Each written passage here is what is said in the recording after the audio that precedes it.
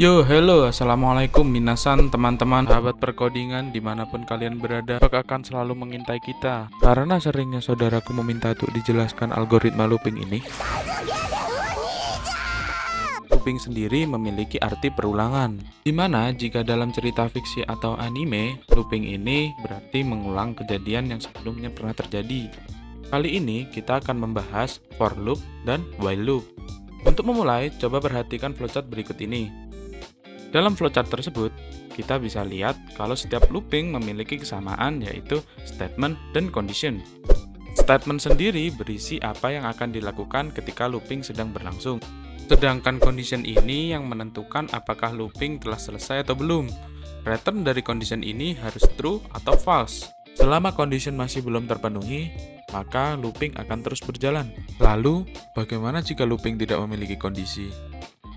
Jika looping tidak memiliki kondisi, yang terjadi adalah looping akan terus terulang atau infinity looping. Pada dasarnya, infinity looping ini akan memakan sumber daya berupa RAM dan CPU pada PC, yang akhirnya akan mengakibatkan masalah kinerja atau kerusakan sistem.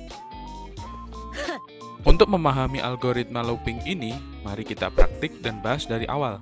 Yang pertama adalah for looping.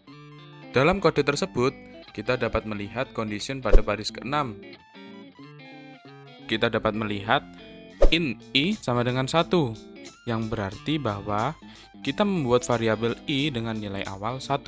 Selanjutnya adalah perulangan for dengan kondisi i kurang dari atau sama dengan 5. I++ adalah post increment operator yang bisa dibilang variabel i akan terus bertambah 1 pada setiap perulangan. Sehingga bisa dikatakan bahwa kondisi tersebut akan menambahkan i yang semulanya angka 1 hingga ke angka 5 karena i tidak akan melebihi angka 5. Sehingga output dari program tersebut adalah seperti ini. Jadi, bisa dikatakan struktur dari perulangan for dalam Java adalah sebagai berikut. Nilai awal, kondisi, dan perubahan nilai. Selanjutnya adalah while looping atau perulangan while. Pada while looping, kondisi diperiksa pertama kali sebelum eksekusi kode statement. Jika kondisi bernilai true, statement di dalam looping while akan terus dijalankan. Ketika kondisi false, looping while akan selesai dan melanjutkan ke kode selanjutnya. Perhatikan line 7 pada kode tersebut. Dalam potongan kode tersebut, variabel i diinisiasikan dengan nilai 1. Looping akan terus berlangsung selama i kurang dari atau sama dengan 5. Dengan setiap perulangan, nilai i akan terus bertambah 1, sehingga outputnya akan menjadi seperti ini. Dari pembahasan sebelumnya dapat disimpulkan bahwa struktur dari perulangan while akan berbeda dari struktur perulangan for. Jadi, kesimpulan dari video ini, looping adalah konsep penting dalam pemrograman yang memungkinkan kita untuk menjalankan statement atau blok kode berulang kali sampai kondisi tertentu terpenuhi. Memahami cara kerja looping dan bagaimana cara menggunakannya secara efisien akan sangat membantu dalam menyelesaikan berbagai jenis masalah pemrograman. Selalu ingat untuk berhati-hati saat membuat kode looping.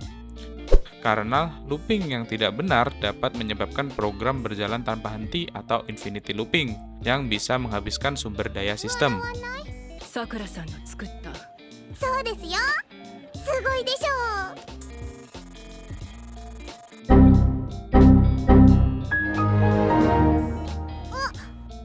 また止まっちゃった。 Terima kasih telah memperhatikan video ini sampai akhir. Jika ada pertanyaan, silakan tulis di kolom komentar. Semoga video ini dapat membantu. Sekian dari saya. Wassalamualaikum warahmatullahi wabarakatuh.